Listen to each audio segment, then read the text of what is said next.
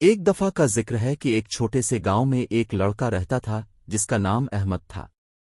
احمد کو لکڑی کے کھلونے بنانے کا بہت شوق تھا۔ وہ دن بھر مختلف قسم کے کھلونے بناتا، لیکن ان میں سے سب سے زیادہ اس کا پسندیدہ کھلونا لکڑی کی ایک چھوٹی ٹرین تھی جو اس نے اپنی محنت سے خود بنائی تھی۔ ایک دن احمد کی لکڑی کی ٹرین کے ساتھ ایک عجیب واقعہ پیش آیا۔ رات کے وقت جب احمد سو رہا تھا، اچانک ٹرین کی کھڑکیاں چمکنے لگیں اور اس میں سے ایک ہلکی سی آواز آئی، احمد جاگو، میں جادوئی ہوں۔ احمد نے آنکھیں ملتے ہوئے دیکھا کہ لکڑی کی ٹرین واقعی بول رہی تھی۔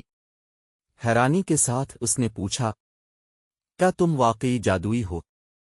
ٹرین نے مسکراتے ہوئے جواب دیا، ہاں، میں تمہیں ایک جادوئی دنیا میں لے جا سکتی ہوں، لیکن شرط یہ ہے کہ تمہیں اپنے دل میں ہمیشہ نیک نیتی رکھنی ہوگی۔ احمد نے خوشی خوشی حامی بھر لی اور ٹرین کے اندر بیٹھ گیا۔ ٹرین نے ایک جادوئی سیٹی بجائی اور وہ ایک خوبصورت رنگ برنگی دنیا کی طرف چل پڑے۔ اس دنیا میں ہر چیز زندہ تھی، درخت باتیں کرتے تھے، پرندے کہانیاں سناتے تھے اور بادل آسمان پر تصویریں بناتے تھے۔ اس جادوئی دنیا میں احمد نے کئی سبق سیکھے۔ ایک دن اس نے ایک اداس درخت سے ملاقات کی جو کہتا تھا کہ لوگ اس کی لکڑیاں کاٹتے ہیں۔ احمد نے وعدہ کیا کہ وہ گاؤں واپس جا کر لوگوں کو درختوں کی حفاظت کے لیے قائل کرے گا۔ جب احمد واپس اپنی دنیا میں آیا تو اس نے گاؤں والوں کو جادوئی دنیا کی کہانیاں سنائیں۔